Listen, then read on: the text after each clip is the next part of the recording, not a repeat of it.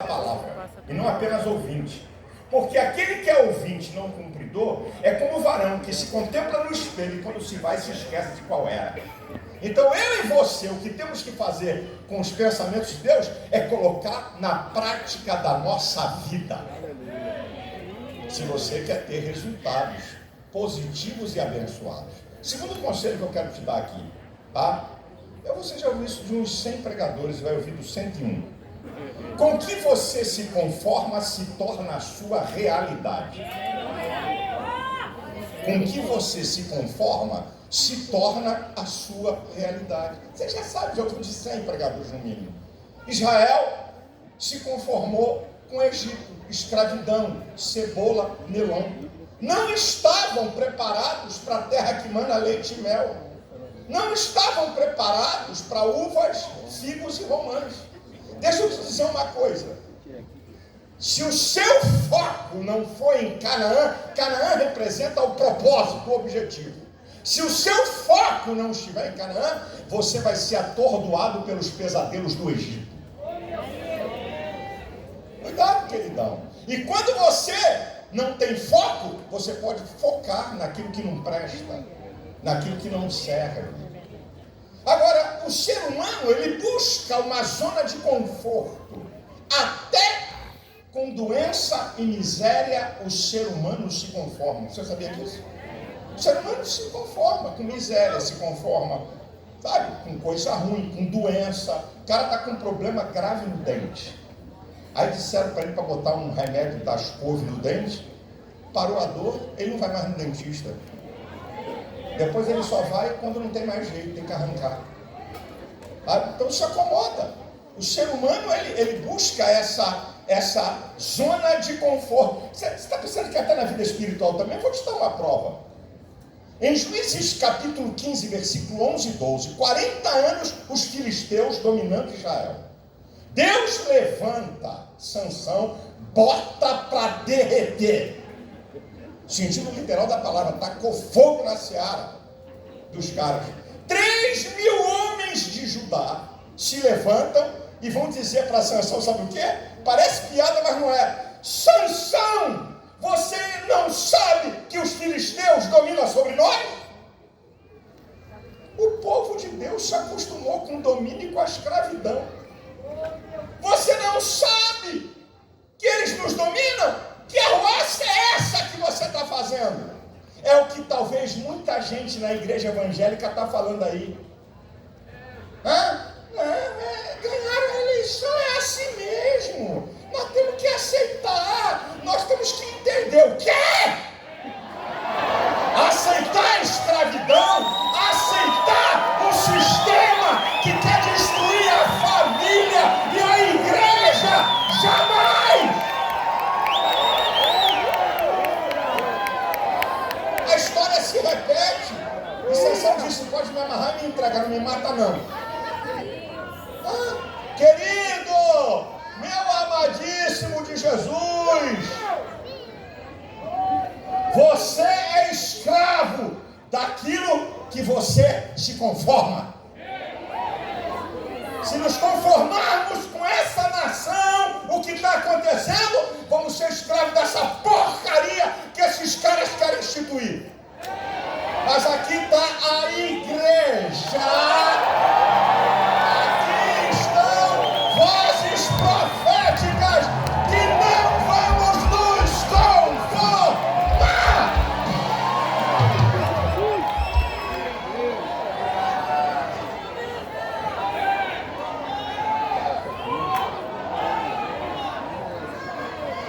Número 3.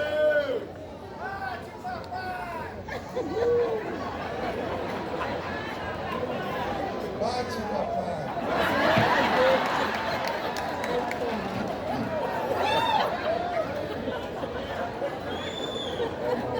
Escute isso. Se queremos um futuro brilhante e um amanhã abençoado, precisamos confrontar o hoje.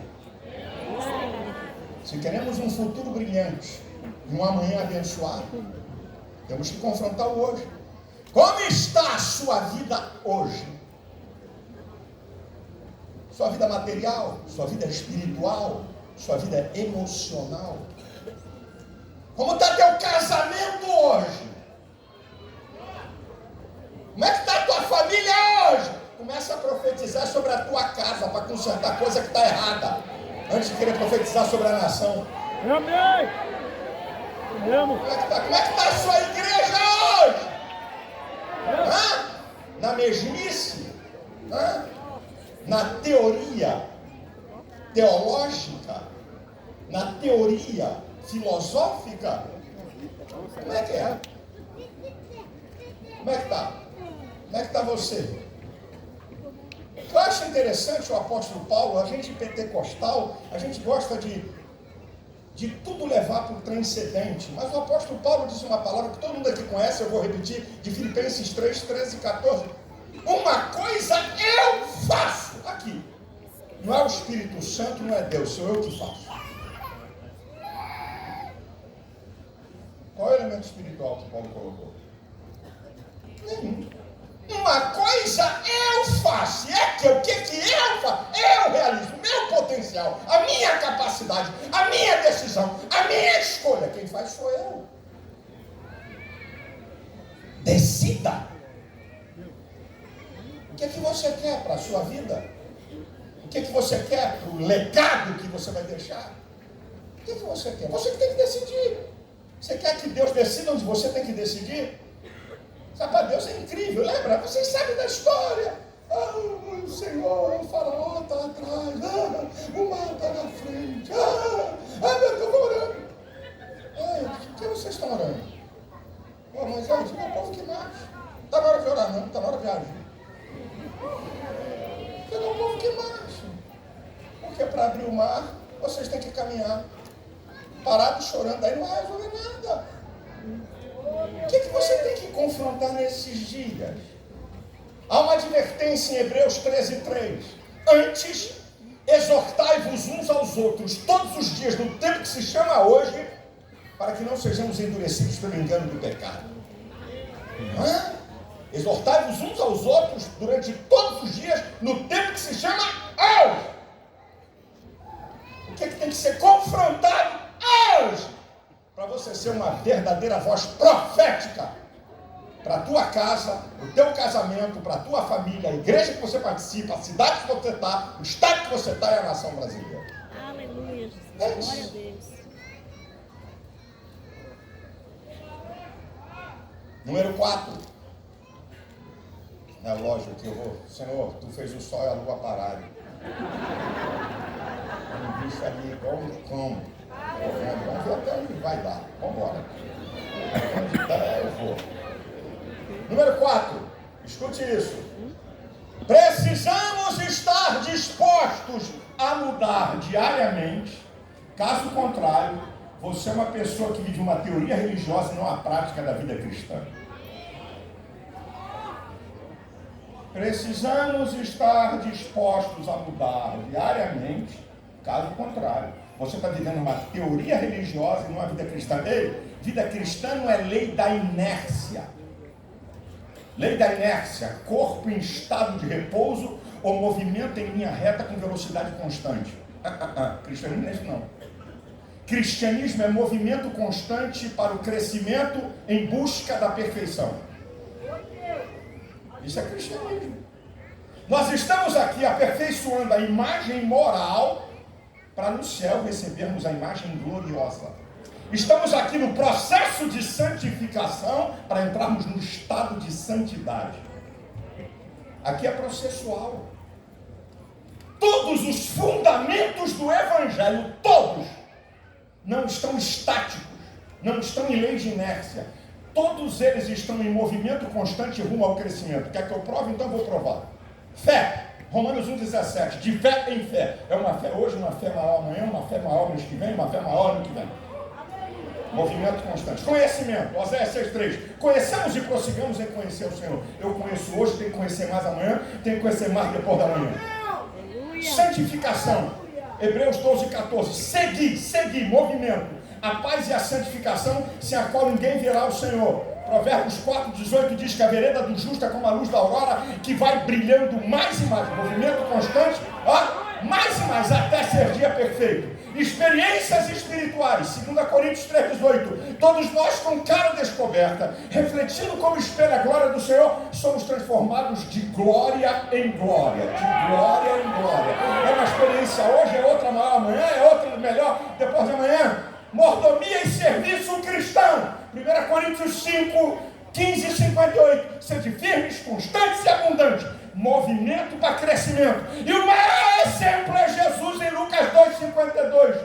Jesus crescia, movimento constante, em estatura, graça e conhecimento para com Deus e os homens. Vida cristã não é estática. Digo uma coisa para você: quando você pensa que você garante lugar, você já está perdendo. No reino e na vida cristã ninguém garante. Tá bom.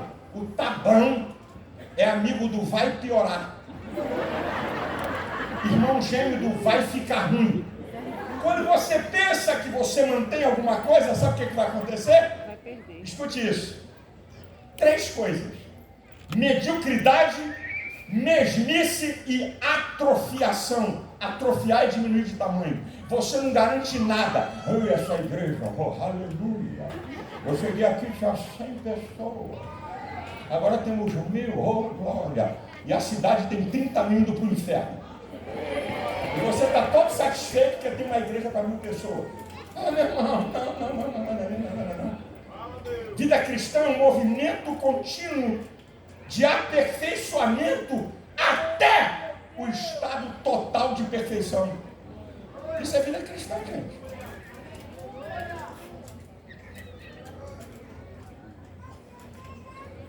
Por cada hora eu vou pular um item quinto e eu vou pular os 5. Eu vou para o 6. Vai por mim. Muito obrigado. Visualiza meu ego. Eu fico até achando que isso é alguma coisa. Valeu mesmo. Mas agora aqui é que a coruja dorme. É isso que eu vou te falar agora. Eita glória! Viver por princípios ou sentimentos. Aguça seu ouvido, por favor. Princípios têm a ver com a solidez do nosso caráter. Sentimentos com momentos da vida. É bom a gente definir. Princípios é a base das regras. É o conjunto de normas atemporais. Princípios estão no Antigo e no Novo Testamento e não muda. Obediência é um princípio, honra é um princípio. Não muda. Regras mudam. Regras do Antigo Testamento para Israel que não estão no Novo. Caráter é um conjunto de atributos morais, intelectuais e espirituais que nos definem como pessoa e determinam nossas escolhas, decisões e ações. Lamento dizer que o caráter de muitos cristãos estão tomando a forma do mundo e não a forma do reino. Lamento dizer. O que você acha que Paulo escreve em Romanos 12:2? Foi para pecador ou para crente? Não vos conformeis com esse mundo. Está falando para a igreja. Mas transformar-vos pela renovação do vosso entendimento. Efésios 5:1. Sede imitadores de Deus como filhos amados. Eu lamento dizer, irmãos, estão tomando a forma do mundo na maior careta de pau. Eu vou contar um episódio aqui, vou lembrar vocês um episódio. Nos dias de carnaval, veio um pastor americano pregar no Congresso das Assembleias de Deus em Brasília. No estádio, um congresso famoso de muitos anos, de muita gente em Brasília. O pastor americano, na linguagem do carioca, desceu a mamona no pecado, mas botou para arregaçar. A imprensa, discurso de ódio. O PSOL entrou na procuradoria. Olha esse discurso homofóbico. E alguns pastores, para minha vergonha, que deram entrevista para a Folha de São Paulo, que deram entrevista para o Metrópolis, dizendo, o pastor, ele podia ter ido mais leve. Meu Deus. Agora, eu nunca nunca vi ninguém dizer a porta dos fundos, ou melhor, a porta do esgoto, Jesus gay, Jesus no prostíbulo. Isso aí não é discurso de ódio. Escolas de samba que esculhambam com a nossa fé, não é discurso de ódio. É o último processo que eu já ganhei 4, eu já ganhei 13, só falta ganhei 13, olha que número interessante, eu ganhei 13. Mas ainda tem um. Olá, pastor. Escute, desde 2011, na época ainda da televisão, que eu defendia a Igreja Católica, porque na parada gay, eles cometeram crime, artigo 208, vilipêndio de imagens, debocharam da Igreja Católica. Eu fui para a televisão e disse assim, mas cara, como é que é isso aí? Sabe o que aconteceu? O movimento gay moveu um processo contra mim por homofobia. Até hoje o processo não acabou. Então deixa eu dizer uma coisa que eu vou falar aqui porque é importante. Eu vou falar aqui primeiro que eu estou baseado na Constituição do meu país.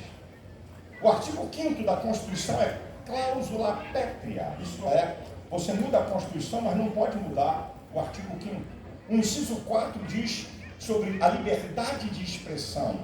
Não é liberdade de ação, é liberdade de expressão sendo proibido o anonimato. Isso é, a fonte de quem está se expressando não pode ser escondida. O inciso número 6 diz que é inviolável a liberdade de consciência e de crença, sendo assegurado o livre exercício dos cultos religiosos, tá? E garantida na forma da lei a proteção aos lugares de culto e sua liturgia. Eu estou em lugar de culto. Esse lugar aqui é um lugar de culto, cedido para lugar de culto. A síntese do inciso 8 da nossa Constituição, do artigo 5º, eu vou dar a síntese aqui, é que ninguém pode ser privado de direito por convicção religiosa, política ou filosófica. Isso é Constituição. Baseado na Constituição, agora eu vou para a lei da Bíblia. Bota aí na tela 1 Coríntios capítulo 6, versículo 10. Não erreis. Nem os devassos, nem idólatras, nem adúlteros, nem os efeminados, nem os sodomitas, nem os ladrões, nem os avarentos, nem os bêbados, nem os maldizentes, nem os roubadores herdarão o reino de Deus. Sabe o que significa? Que quem vive nessa prática vai para o inferno. Eu estou falando garantido pela Constituição e pelo que eu creio. Lasque-se quem não gostar.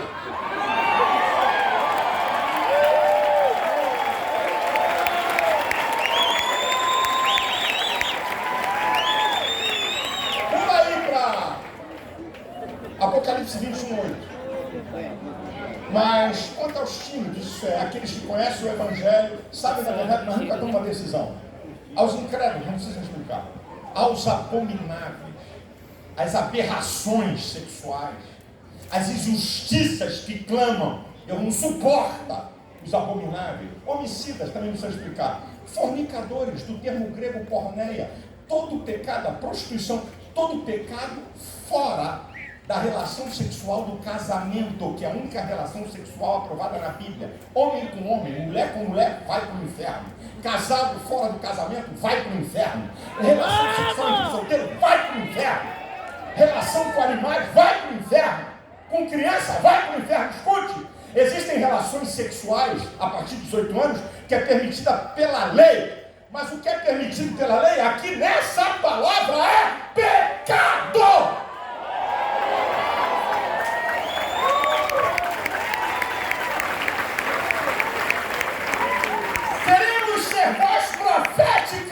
Estamos falsificando o Evangelho, como Paulo diz em 2 Coríntios 2:17 e 4:2. Queremos ser voz profética e com medo de justiça, e com medo de processo, e com medo sei lá de quê, de esquerda e de movimento gay, e nós nos calamos. Que voz profética é essa que não denuncia o pecado?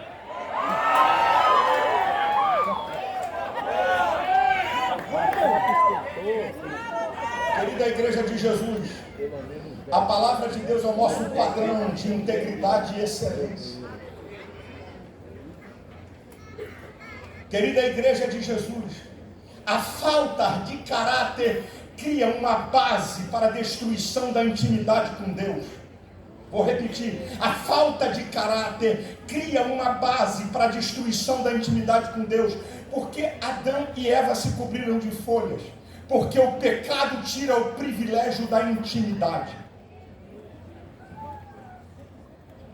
A falta de caráter é pecado.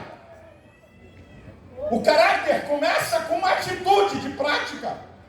Escute, povo de Deus. Aí, Pentecostal, vou até beber um pouco d'água. A lambada vai ser linda. Escuta e eu explico. Todas as vezes que algum pastor ou algum ensinador da palavra fizer uma afirmação teológica, ele tem que consubstanciar com a palavra. Eu fico vendo muita gente fazer afirmações teológicas, isso está na Bíblia, brother. Dá um texto aí para a gente poder aprender. Não dá. Então escuta o que eu vou dizer. O caráter prevaleça sobre a unção. Agora eu vou para a prova. Eu estou fazendo uma declaração. O caráter prevaleça sobre a unção. Então agora eu vou provar a minha palavra. 1 Samuel 16:13. Davi tinha unção. 2 Samuel capítulo 12. Foi chamada a atenção por causa da falta de caráter. E agora escute, aguça seu ouvidinho aí. A falta de unção não vai te levar para o inferno, mas a falta de caráter te leva para o inferno. Nós estamos enganados, pentecostais. Então são...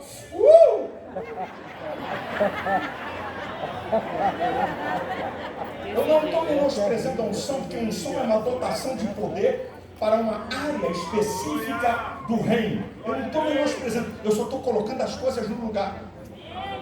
Davi tinha unção, mas foi punido pela falta de caráter. Verdade, Jesus! Nós estamos enganados com o evangelho, gente. Nós estamos enganados com o evangelho.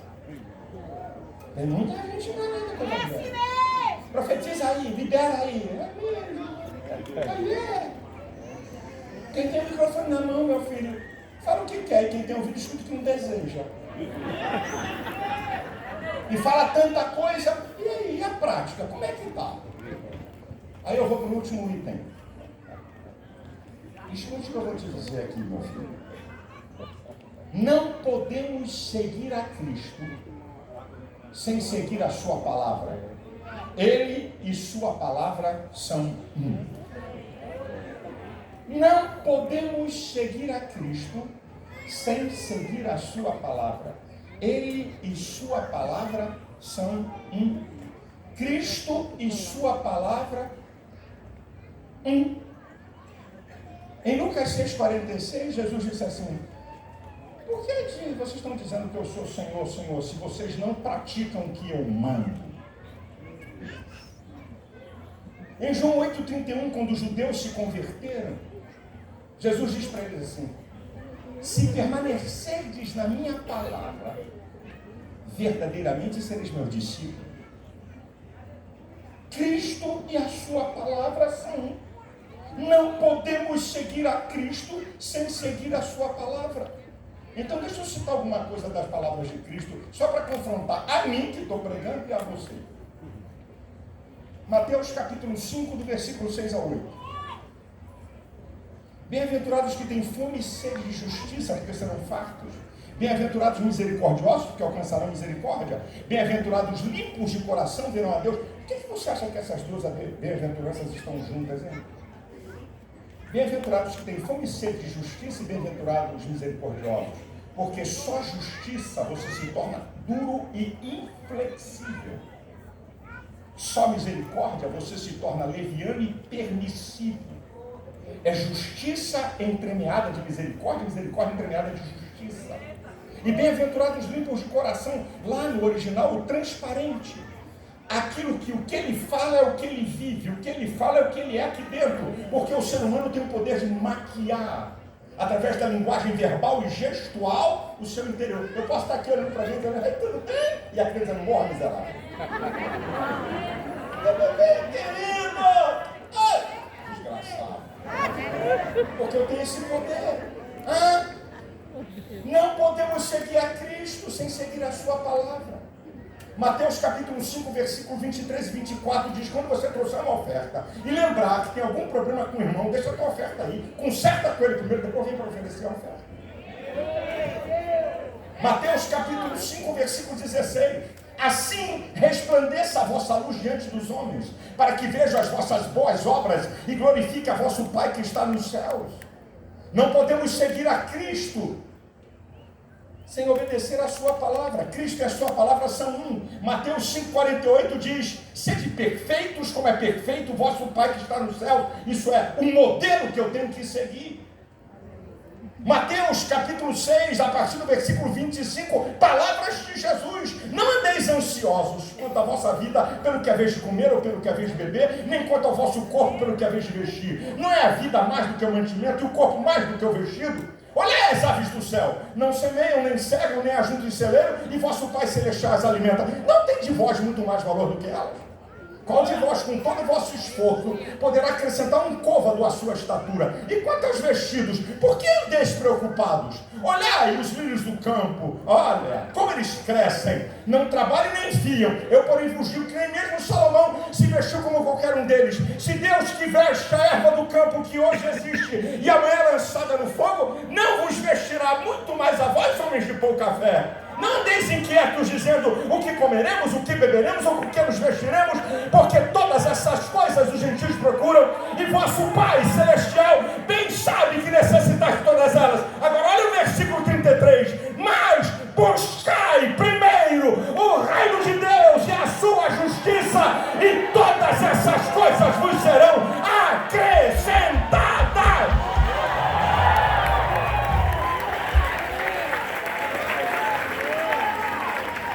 Não podemos seguir a Cristo se não seguirmos a sua palavra.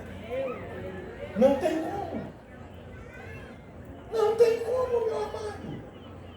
Mateus capítulo 7, versículo 12 diz: tudo o que quereis que os homens vos façam, fazei vós também, porque disto depende a lei e os profetas. Nós estamos enganados. Mateus capítulo 7, do versículo 17 ao 27, olha o que é Jesus, hein? Não é Paulo, nem Pedro, nem João, não, hein? É Jesus. Toda árvore boa produz bom fruto, toda árvore má produz mau fruto. Não pode a árvore boa produzir mau fruto, nem a árvore má bom fruto. Toda árvore que não produz fruto, corta e lança no fogo, porque pelo seu fruto conhecereis. Aí Jesus vai dar uma palavra que eu estou desconfiado, que quando isso ele falou, eu estava pensando nos pentecostais. Nem todo aquele que me diz Senhor, Senhor entrará no reino dos céus, mas aquele que faz a vontade do meu Pai que está no céu. Não é o que diz, é o que faz. Mas muitos me dirão naquele dia: aqui vem os pentecostais, agora chamou nós aqui, é nós na fita. Muitos me dirão naquele dia: Senhor, Senhor, pelo teu nome nós não profetizamos, coisa de pentecostal. Pelo teu nome nós não expulsamos demônios, isso é coisa de pentecostal. Pelo teu nome não operamos maravilhas, a operação de maravilha está acima do dom de curar. Operação de maravilha é um morto ressuscitar, o cara não tem um olho, nasceu um olho. Imagina hoje, no nosso dia, um cara que profetiza, expulsa demônio e opera maravilha. Uau! Está assim com Jeová. Mas o que Jesus disse? Então eu vos direi abertamente: nunca vos conheci. Apartai-vos, vós que praticais a iniquidade. O que está acontecendo com a igreja? Qualquer aventureiro que aparece no nosso meio, que profetiza e que cura a gente, e que expulsa demônio, é homem de Deus. Não podemos seguir a Cristo se não seguirmos a sua palavra. Aí vou continuar o texto. Aí Jesus vem e diz assim: todo aquele que escuta as minhas palavras e as pratica, assemelhar-o ao homem prudente, que edificou a sua casa sobre a rocha. Desceu a chuva, correram os rios, sopraram o vento, combateram aquela casa e ela não caiu, porque estava edificada sobre a rocha. Todo aquele que escuta as minhas palavras e não as pratica, pratica. Compará-lo-ei ao homem imprudente, que edificou a sua casa sobre a areia. Desceu a chuva, correram os rios, sopraram o vento, combateram a casa, e foi grande a sua ruína. O cerne da questão é quem pratica e quem não pratica. Você quer profetizar o quê? Para quem? E qual é a tua prática de vida cristã? Não podemos seguir a Cristo se não seguirmos a sua palavra. Correto. Ah, quer continuar sobre fruto? Vamos lá. João 15:8. E nisto o Pai é glorificado, que deis muito fruto, e assim sereis meus discípulos. Essa ideia é fruto. O que é fruto? Não é fruto do Espírito. É tudo aquilo que você produz a partir do novo nascimento, que abençoa pessoas e glorifica a Deus. E no versículo 16 do capítulo 15 de João vai dizer: não foi vós que escolhestes a mim, mas eu que escolhi a vós e vos nomeei para que vades deis fruto, a fim de que o vosso fruto permaneça, e tudo quanto pedir ao Pai, Ele vos conceda. Nem para receber a gente está prestando. Porque para você receber o que você pede, você tem que dar fruto. João capítulo 15, versículo 7. Se vós estiverdes em mim, e as minhas palavras estiverdes em vós, pedireis o que quiserdes e vos será feito. Você em Cristo e a palavra dele em você. Não existe cristianismo sem prática. Não existe cristianismo sem a prática da palavra, minha gente. Eu estou aqui citando alguma coisa aqui para você? Eu estou citando aqui para você a Bíblia. Jesus falou em João 5,39: examinai as Escrituras, porque cuidai de ter nelas a vida eterna, e são elas que de mim testificam. O crente está fazendo leitura dinâmica com a palavra. Você não encontra na Bíblia mandando ler, manda meditar. Meditar é inferir, pensar, analisar. Refletir. Senhores, a brincadeira não é tão fácil assim não. Jesus falou em João 15:12: o meu mandamento é esse, que vos ameis uns aos outros como eu vos amei. Na lei, você ama com o amor que você tem. Na graça, aí a casa caiu, você ama com o amor de Cristo. Na lei, você ama com o amor que você tem. Como você se ama, você ama o outro. Eu me amo muito, então eu amo muito você. Eu me amo mais ou menos, eu amo mais ou menos você. Eu não me amo, também não digo. Reciprocidade. Amar o próximo como a ti mesmo. Aí vem a graça, que o pessoal acha, meu querido apóstolo Renê, que é moleza. Aí vem a graça e diz assim: não, eu vou dar um outro mandamento além desse mandamento. Um novo mandamento vos dou, que vos ameis uns aos outros, assim como eu vos amei. Tem que amar inimigo, tem que amar quem nos faz mal, tem que amar você gostando ou não da pessoa. Isso é cristianismo, isso é evangelho.